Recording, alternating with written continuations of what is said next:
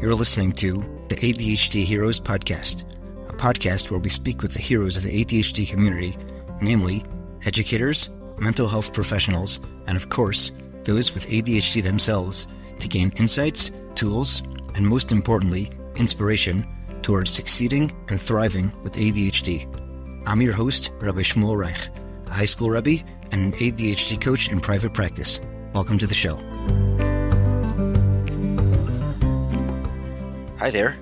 On this week's episode, I spoke with Shlomo Radcliffe, a psychotherapist in Toronto, who came on to share his ADHD story.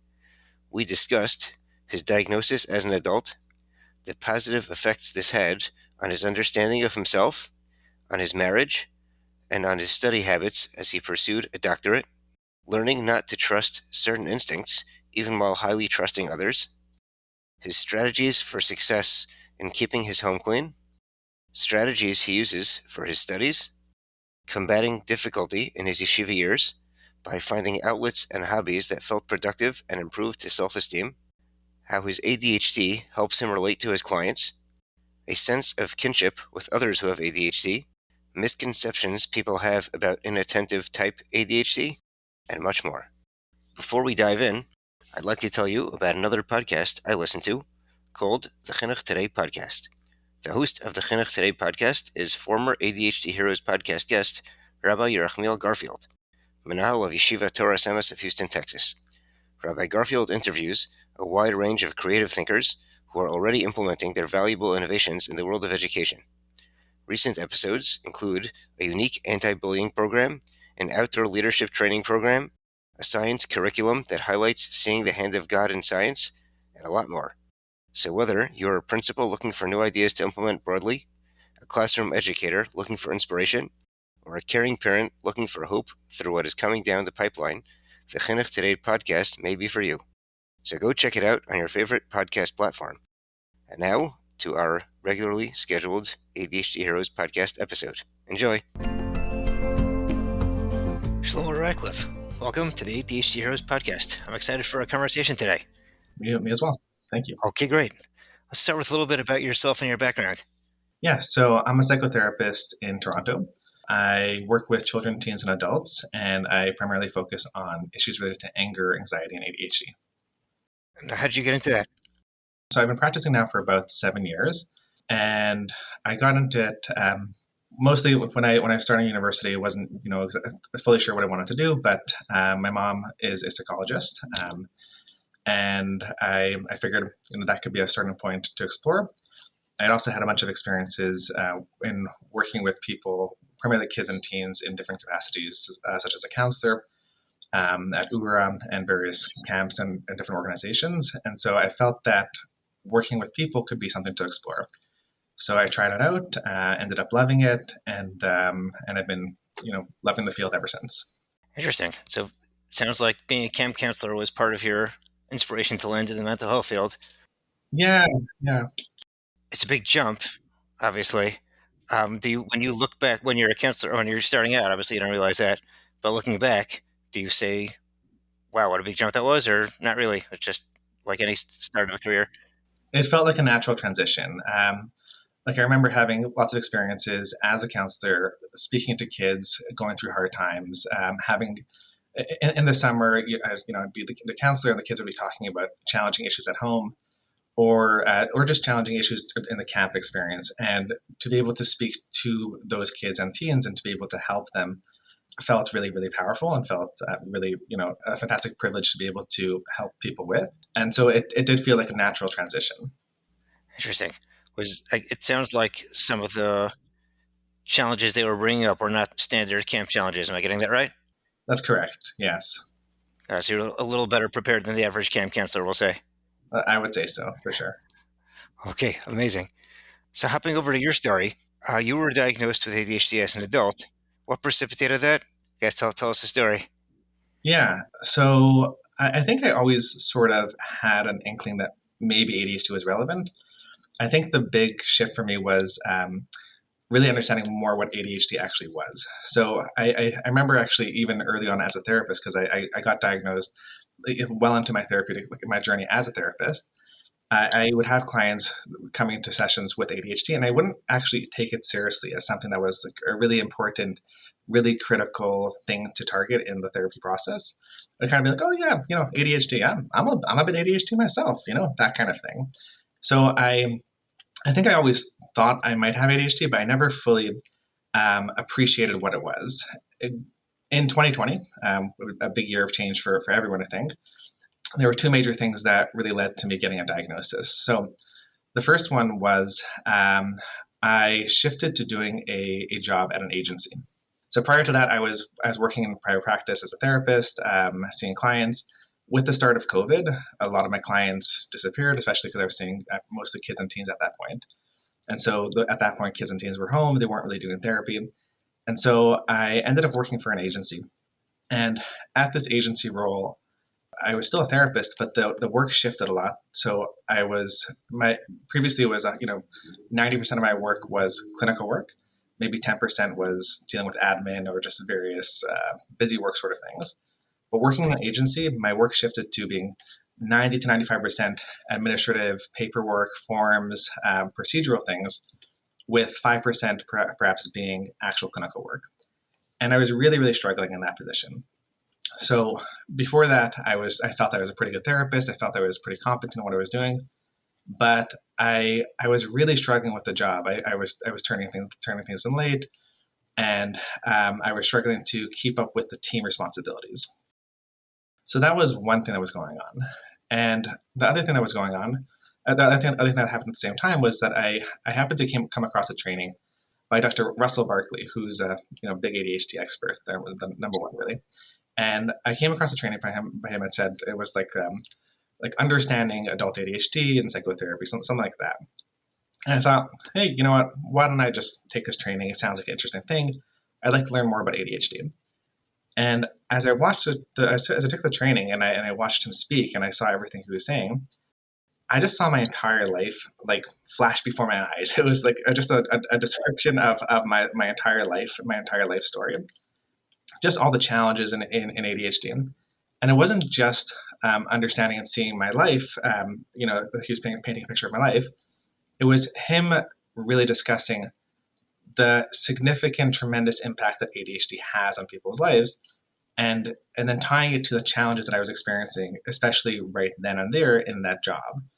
So issues with time management, issues with activation, with being able to get yourself to do things that are important, and that just like it made everything click. So at that point, I was like, I think this is what's going on for me, and I think this is what's been going on for me for a while.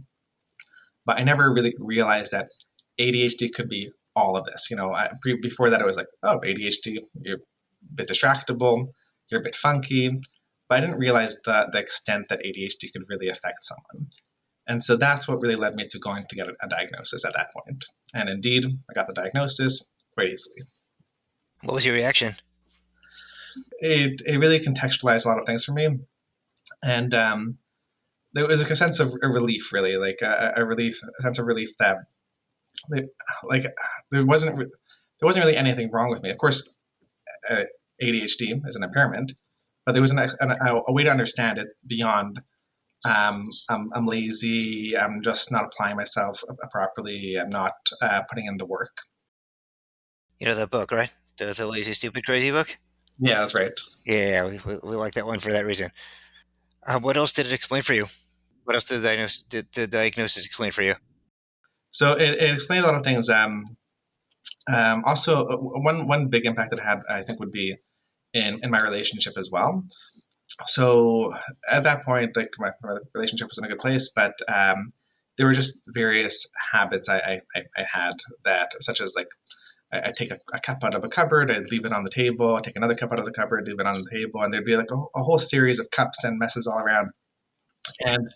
And before then, it was before understanding what ADHD was. It was kind of like I just have to try harder to clean up. I have to just make sure to put things away after me. Like it sounds reasonable. It sounds reasonable, but I've been having those problems my entire marriage, and I've been married 4 or 5 years at that point. So ADHD really gave me and my wife a new way to understand what was going on in the relationship in terms of those pieces. and to be able to communicate with my wife, it wasn't that I didn't care. I just had this brain challenge that was making it really, really hard for me to attend to and to pay attention to what I'm doing and really explained why I might have challenges in those areas. It wasn't just that I'd explained it, it also led to solutions. So I always talk about with my clients that it's not just about, oh, okay, so this is why your spouse is this way, and so given the past, they've got ADHD. Of course, it has to lead to actually practical solutions as well. But that was really, really helpful in the relationship and other areas of my life as well. Like I started a doctorate like a couple years after the diagnosis, and my entire experience with the doctorate was tremendously different than my experience in my master's because knowing I had ADHD changed how I approached the whole process of school. Tell us more. Sounds like there are a lot of good strategies here. Yeah. So in school, during my master's, I did well, but I did well with really, really tremendous effort and always those last minute deadlines approaching were really what kept me going. With the doctorate, especially when you're doing doctoral research, which is a very big project over a long period of time, wait until the last minute doesn't really work when you're dealing with a 3 or 4 year sort of project. So I learned a lot of effective strategies, and I worked with an ADHD coach actually like yourself at the time, which is very helpful. And just a lot of the strategies weren't necessarily rocket science, or things like breaking things down, and things like working in small bursts of time and having have your professor set smaller deadlines for you, like things like that. Those are really, really helpful. But again, it's not wasn't that it was rocket science or really crazy, incredible strategies that no one can think of. But knowing that I had ADHD, I actually use those strategies. So before I can come across those strategies and realize like okay, for sure I can break things down. That sounds like a useful thing to do. But knowing I have ADHD, that's what led me to no. If I actually want to do it, I must break it down. If I don't break it down, it's not going to happen.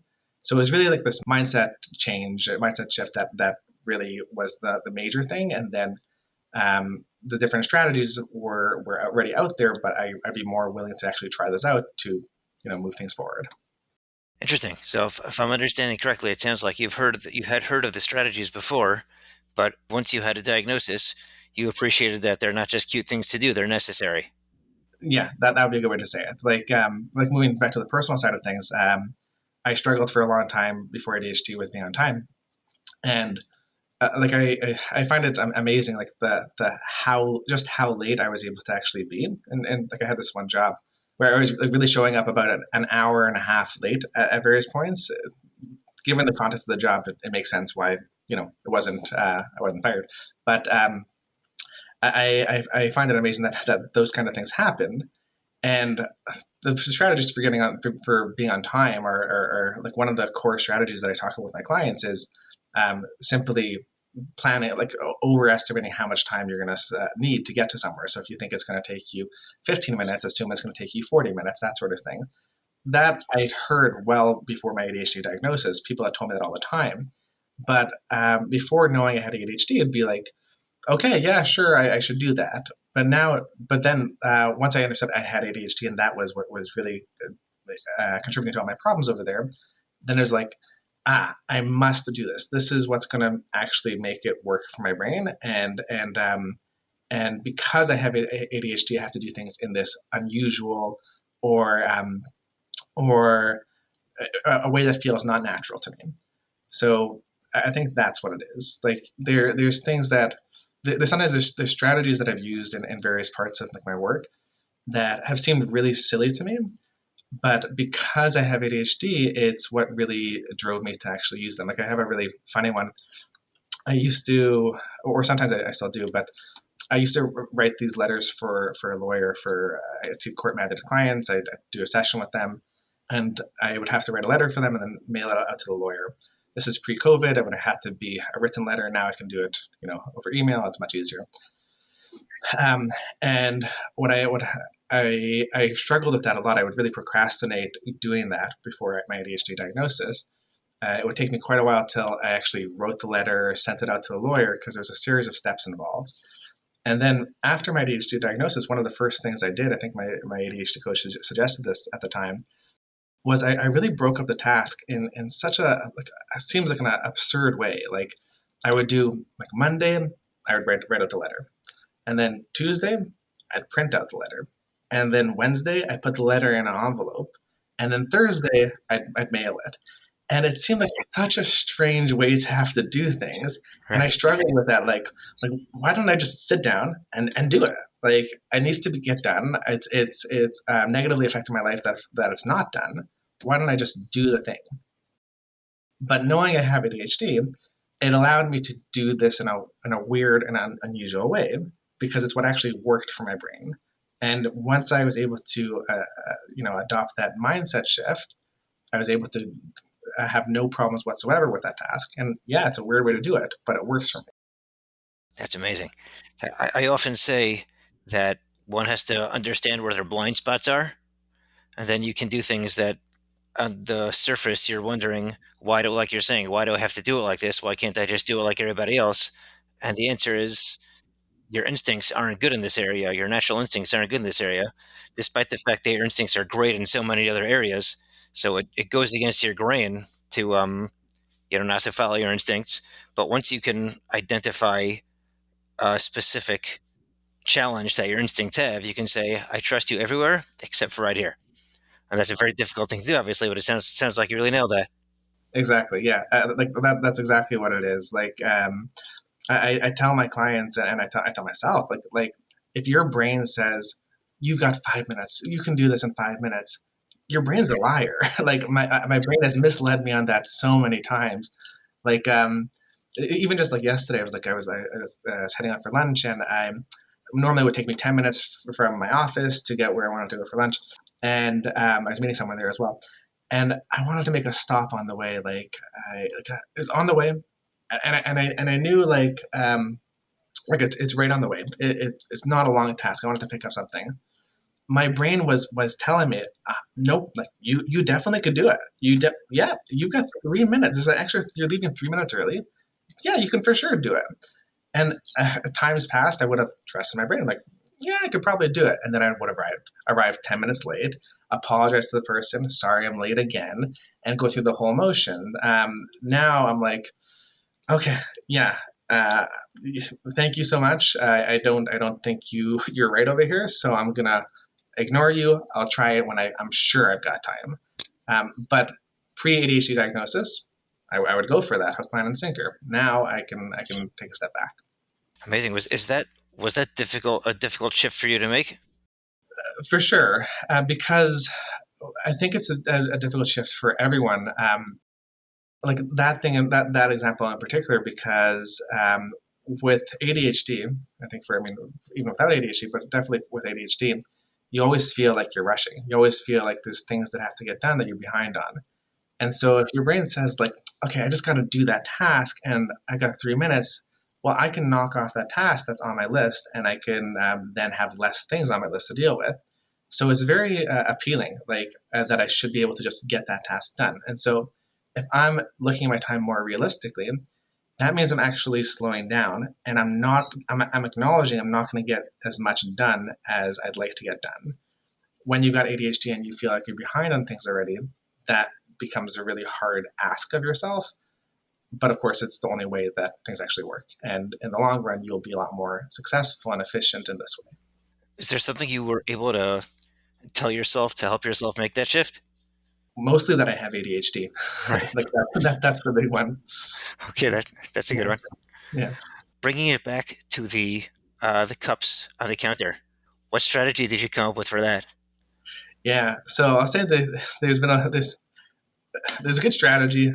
I have to make sure I use it, just in case my wife is listening. I have to acknowledge that. But the biggest strategy has been having a single like mug or item that or water bottle that's a designated thing that I use and I take it around with me. So um, having a set, like if I know there's just one item, that's one thing to keep track of, and if it's not there, then I go look for it.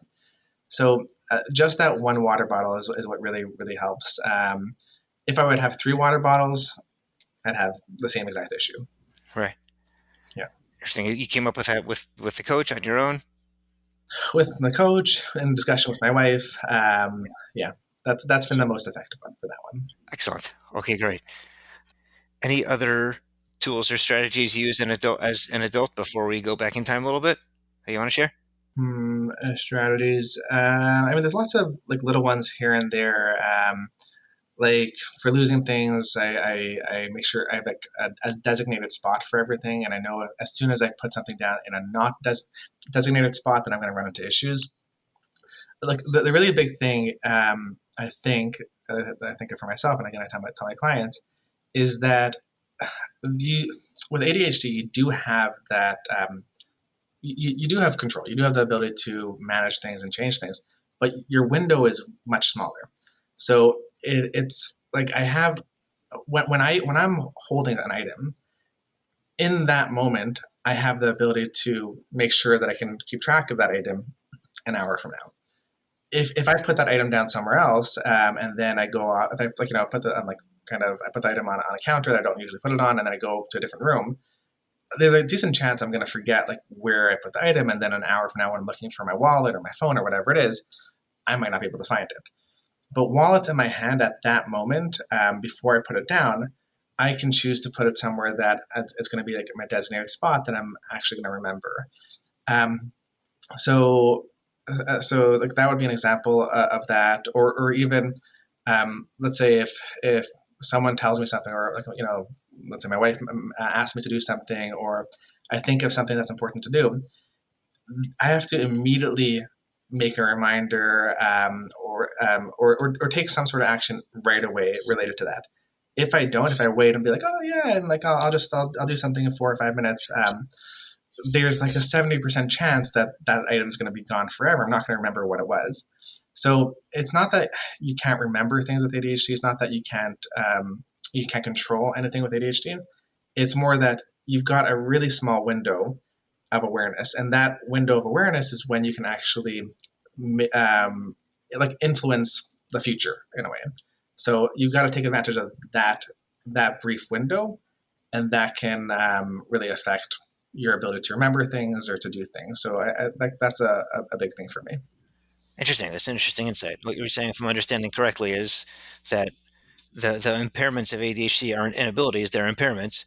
So take advantage of the ability you have within the framework of what you can do. Understanding that correctly? Yeah, yeah, I think so. Or say it said another way, like if with ADHD you have compromised working memory, like reduced ability to remember things, it doesn't necessarily mean you have an inability to remember things. Like so you it's more like the times that you have that thought that, oh, I should do something, like that right there is your opportunity to act and to make something stick, or remember something that's important to you. Waiting or delaying things in any way, that the more you wait, the less likely your future behavior is going to be the way you the is going to be what you want it to be. I mean, your delay kind of plays into a weakness, so to speak. Understand Exactly. that correctly? Okay, bringing it back to the earlier years. What did your schooling years look like? Especially because you didn't know then. So early years were fine. Like grades 1, 2, and 3, totally fine. I think where things started to get difficult to me were like grade 5 and beyond was when I first like when I think back on it, when like I first when ADHD impairments would have been a bit more obvious, or a bit more like having more of an influence on my life. So in those years, there would be like a lot more issues with just following what the Rebbe was saying, following what the homework was. And I think one of the reasons that I slipped through the cracks, besides for the fact that ADHD wasn't as widely diagnosed back then, is my issues were primarily inattentive. So I wasn't the kind of kid that was necessarily disturbing class a lot. I mean, at times I could be a bit of a class clown, make some jokes and all that, and disturb class in that way. But I wasn't a very problematic kid in terms of my behavior. but I was having major issues in paying attention and following what the Rebbe was saying or staying engaged with what I was supposed to be doing. So I did have those challenges in the middle school years from grade 5, grade 8. I wouldn't say it was like devastatingly difficult, but it was definitely noticeable, and I definitely had challenges in those years. And then going into the yeshiva years, that's when things really, really became quite difficult. And in yeshiva, like I would say I was quite unsuccessful. At the time it felt like I was like the least successful kid in my class. It was a pretty small Oh, man, class. sorry. Yeah, I mean that's the experience. So ADHD, I think, definitely affected my ability to learn quite significantly, and it was not something that was understood by the people that were around me at the time. What years are we talking? So that would be 2006, 2007, Right. that sort of area. And were there things you were able to figure out for yourself? I found some of my own ways to be successful that were not necessarily on program. Right. So I I would say that my yeshiva years, I was consistently not successful in terms of learning, and it took me a while until after my yeshiva years, I was able to develop my own actually appreciation for learning. Um, Once I was able to do things that I was more naturally drawn to, or I was choosing what I was doing as opposed to being told what to do, that was a big one. But in my yeshiva years, there were a few things that kept me busy, and I think that really really helped.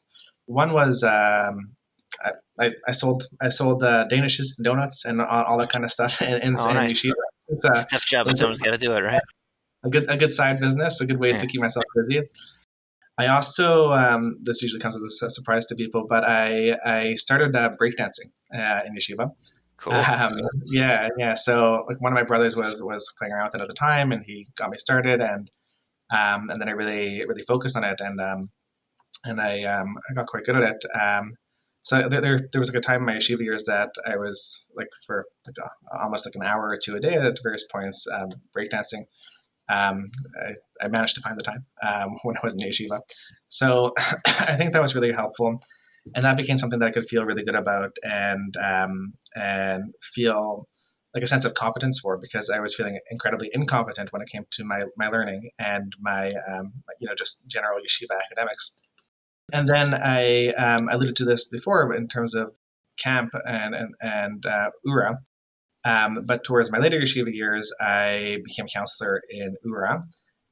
And that was a really, really transformative experience for me, because it was opportunity to see my people skills, or my ability to help people, like help the campers in that way, or just like be a role model for the kids and campers in different ways. So it was something that really really helped impact my sense of self, which throughout my yeshiva years had been, I'd say, fairly damaged. But I think like those are the three sort of core things that really helped me get through yeshiva. So like there's the side hustle, the hobby, and then the other opportunities to find success and to find a sense of self worth. Right. Well, so it sounds like what you really did was find the yeshiva experience itself um, wasn't a home run for you, but it sounds like you found other ways to be productive and to express your own strengths, and that was what kept you, healthy and in a good place and productive, really. Yeah, correct. Yes. If you could inform the adults then, or yourself then, or both, what would you want? What would you want to tell them and yourself? The main thing that comes to mind is that, and this is for myself as well, but it wasn't that I didn't care about learning. It wasn't that I had no interest. I think there it was a bit of a double whammy for me, because I had the ADHD, but I also had pretty severe social anxiety at the time, which made it hard to ask for help or get for help. And also, there's sometimes a problem with social anxiety where people, when you're not approaching people, and people assume that you're too cool for them, or you're not interested in speaking with them, or something like that. I think there was a perception from most of my rebbeim at the time that I just wasn't interested. I wasn't interested in learning. I didn't want to be in yeshiva, And it felt like a lot of them kind of wrote me off in that way, that, okay, like he doesn't want to learn. If he wants to learn, anyone wants to learn, I'll work with them. But this guy doesn't want to learn, so forget about it. Oh, sorry. Yeah. So it was really that. It's really that the perception I didn't care was not accurate. I did care. I did want to be successful, but I had issues that were making it really hard for me to do that. And for myself as well. Like I think at times in my yeshiva years, I wasn't sure myself if I, like, maybe it was true. Maybe I really didn't care. Maybe this wasn't for me. But that really isn't true. And I really have I really enjoy learning. Like now I do learn, and I not just for the sake of checking a box. Like I enjoy the process of learning. Even the process of learning Gemara, which is of course the main thing of learning yeshiva. So it wasn't that I didn't care. It was just that I had a really difficult time in succeeding with that. And so yeah, that would be the biggest thing. Right. Well, that's really powerful insight. I'm wondering if there are Rabbeim listening right now who think they see a kid who's not interested. What might they be seeing, and what would you have wanted them to say to you? Right, right. That was a good question. It's like almost like an attitude thing. I don't even know if it's a specific thing to do, but to the extent possible, conveying like this stance of unconditional openness and acceptance. I think that would be the most important thing. So you might see a bacher who just is not paying attention in class, and not seeming to be learning, and not seeming to be following the agenda. And I think it's like the way you approach someone like this, where I was often approached like from a stance of like a muster sort of thing, like okay, you've got to shape up, you've got to find this important, you've got to change your attitude. When really, I think the like for a Rebbe to be able to convey this more sort of like, what's going on, how are you, what are you interested in, like I'm just talking about it now. Like I actually remember one of my rebbeim found out about my breakdancing at some point, and he was actually mocking it to some of my classmates, and I'm thinking that would have been a really interesting point of connection, like if a rebbe had shown an interest in that hobby of mine, which might have been a bit out there at the time. That would be a really interesting point of connection and would motivate me to try to engage a bit more, and learn, and feel supported. So I think it's almost like this more subtle attitude or approach of this unconditional acceptance, this showing showing the bacher that they are okay as they are. And of course, you can try to encourage them to learn. You don't have to just say, okay, you're okay as you are, do whatever you want. It's not an attitude of like freedom necessarily. It's an attitude of care. I think that would be really powerful. Interesting. So, if I'm understanding correctly, what you're saying is to assume that there's this conflict and you just have to go at the conflict is going to be much less helpful than if you understand that, or if you work towards a baseline relationship where you can just appreciate him as a person, get to know him as a person, and then maybe find him with the learning, because you are trying and inspire him to learn. You're not just trying to, babysit. If there's relationship, if there's respect, if there's appreciation, then that opportunity is there. And don't assume that just because a kid looks like he's not into learning, that opportunity isn't there for you. Sounds like that's a key piece of what you're saying. Yeah, that's 100% it. It definitely may be the case. Like I also don't want to say that my experience is necessarily the experience of every single bacher out there. There are different experiences, and it could even be there are kids that are just genuinely not interested. But even in those cases, I think what you said like hits the nail on the head. It's about relationship. So relationship first, and then your the power of your relationship affects your ability to actually influence the other person. And so without that relationship, you can tell people whatever you want, and you can yell at them, and you can criticize them, or give them muster, or whatever, like, to the extent you want. But relationship first, and then behavior change efforts. Right. So the relationship is sort of the beginning point of influencing in any way, really, or positively influencing in any way. Exactly. What do you bring from your personal experience into your clients and into your practice? Really, just the knowledge I have ADHD, the knowledge that of how much this understanding of that I have ADHD has impacted me, and a lot of my own experiences in navigating ADHD related struggles. So I'm fairly open with my clients about the fact that I have ADHD. Of course, I try to share that when I believe it would be appropriate, not just for my own sake. Um, but I do find it helpful to be able to share examples from my life in terms of ADHD, to highlight some of the challenges that people with ADHD can have, which for some of my clients, this can be helpful in helping them take a step towards getting assessed or diagnosed. And for a lot of my clients, it just helps to really destigmatize and take a lot of the shame out of the process. Because I have clients that will tell me, like, I can't believe I'm like running late. I'm like showing up like 45 minutes late. I'm like, oh, 45 minutes. Oh, my record is an hour and a half, Right. um, or, and that sort of thing. So it really helps. It brings a sense of humor.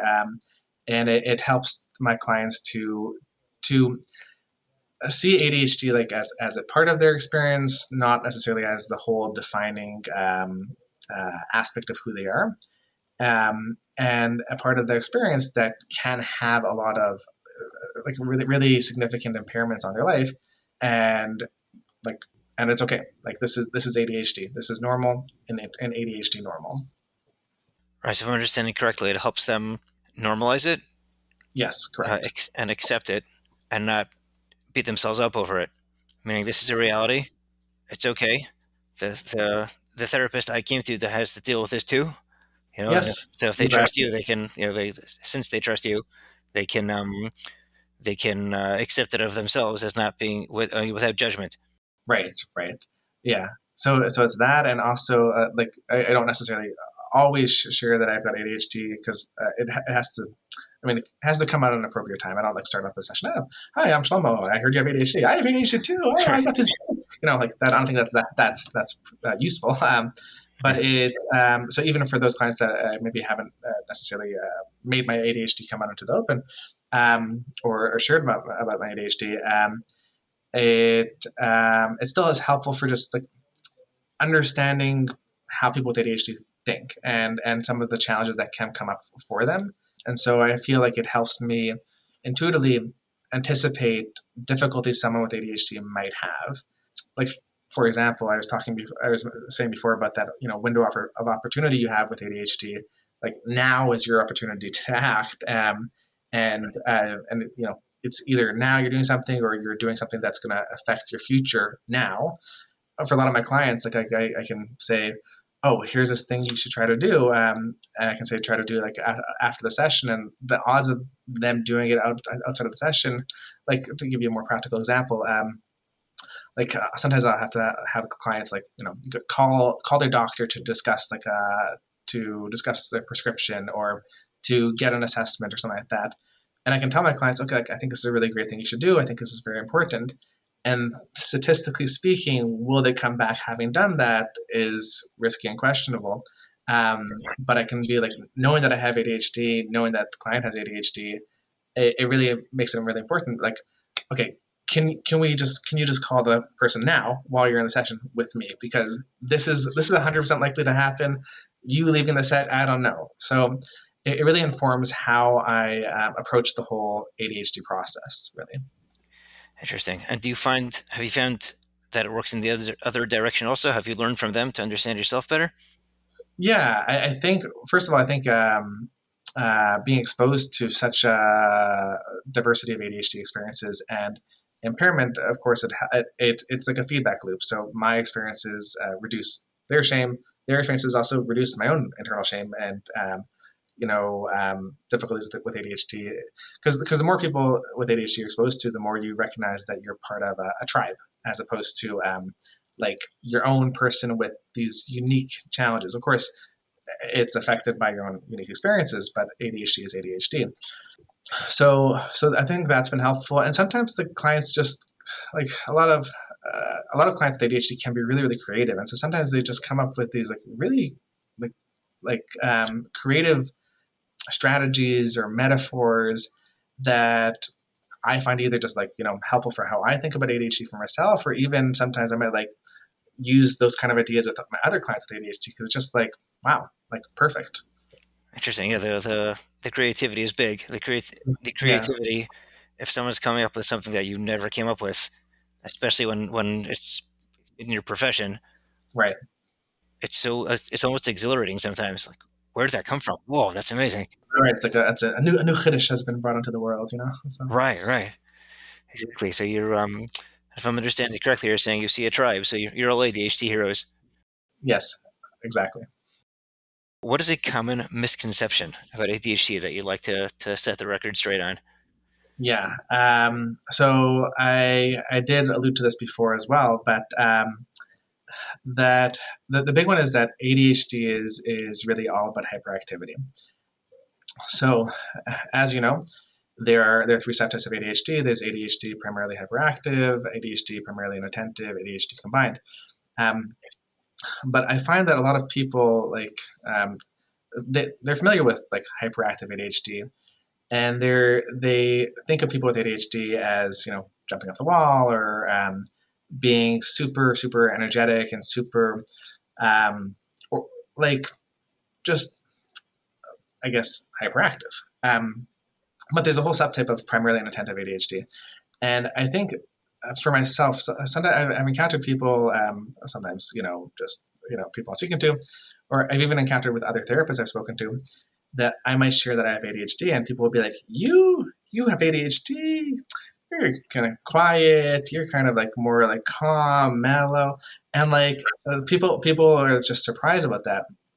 And it actually for me as well that like, I'm kind of self-aware of my own characteristics. That made it harder for me to get a diagnosis as well. Because I when I was thinking about the process of diagnosis, like I am those things. I am not necessarily super hyperactive in those ways. And so I think the biggest misconception is that ADHD is all about hyperactivity, or ADHD is it's really that you can't be quiet and have ADHD, I suppose. Um, and for myself, like I think that was a big part problem and a big part in why I didn't get diagnosed until later. Like I wasn't, like I said, a troublemaker. Um, and for a lot of my clients who get diagnosed later in life, I find that they're more likely to be diagnosed with primarily inattentive ADHD because you can go more under the radar with primarily inattentive ADHD because your ADHD impairments they're just as impairing as primarily hyperactive ADHD, but they're more internalized. They're more things you're struggling with. So your Rebbe might look at you and see that you're not paying attention, perhaps, but that's an internal sort of problem, as opposed to someone with ADHD who is, throwing spitballs at a classmate. Like that, that's a different story.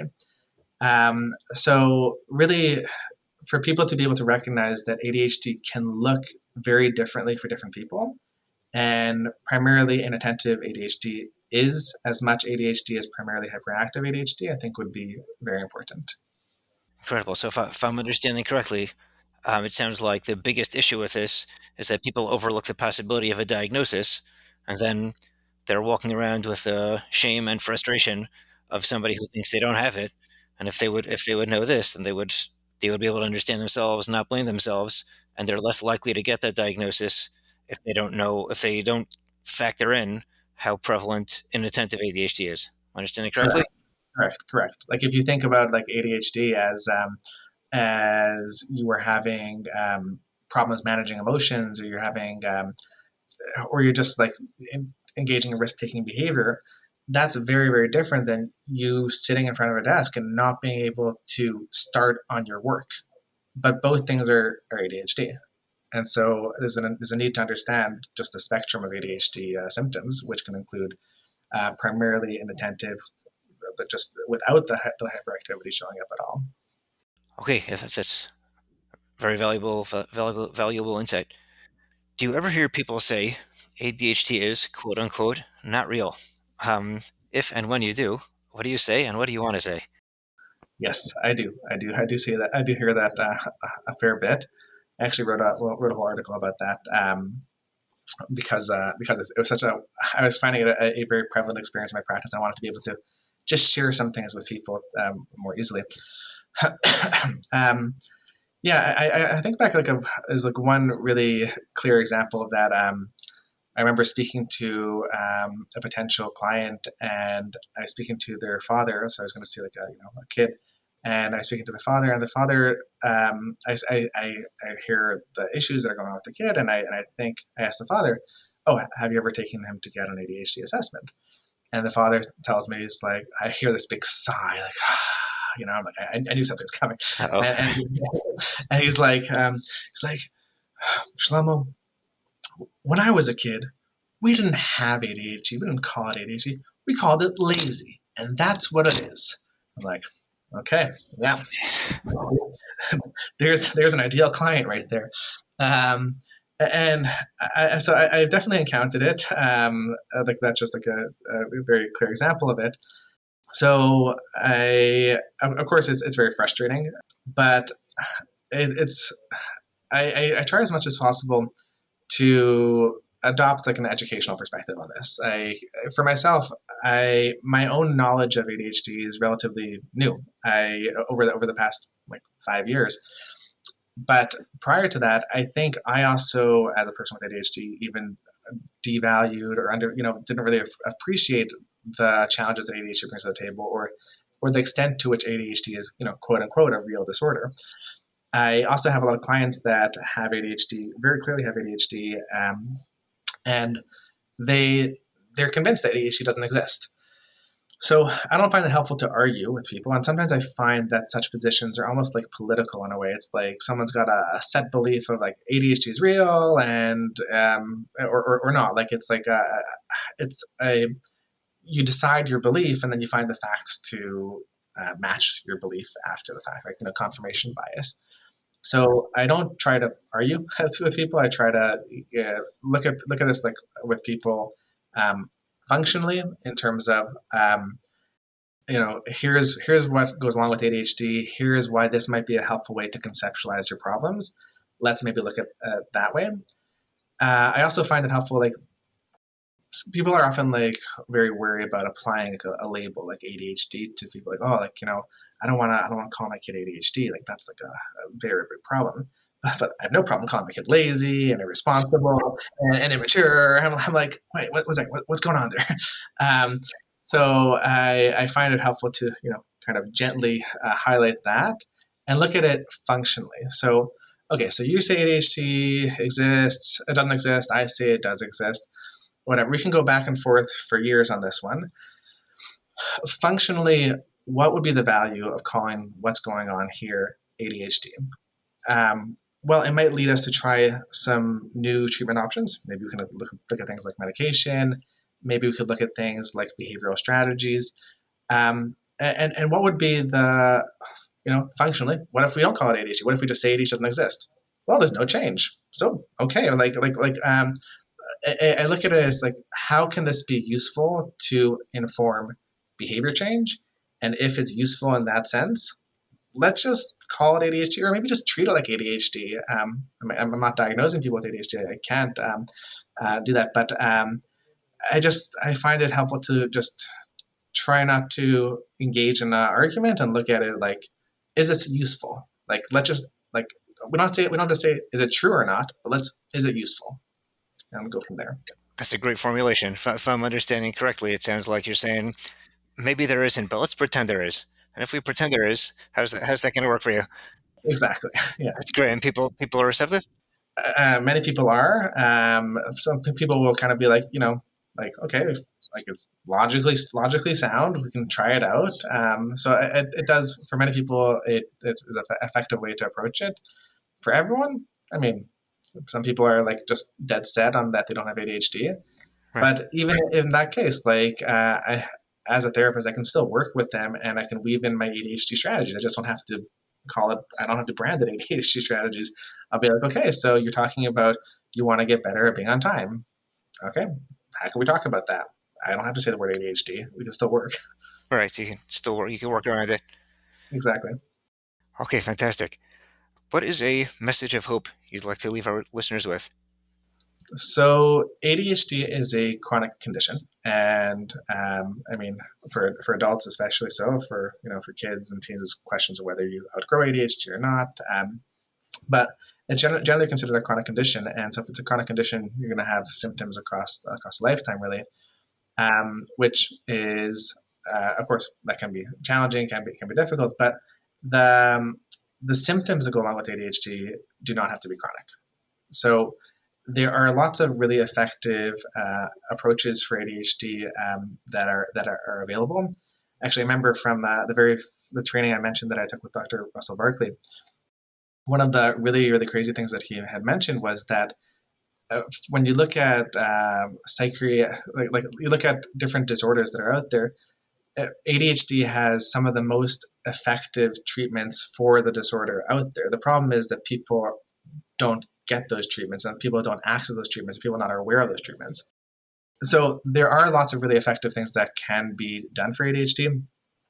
So there's medication options, of course, and it doesn't have to stop at medication. There's lots of ADHD care possibilities beyond medication. So psychotherapy can be really helpful, coaching.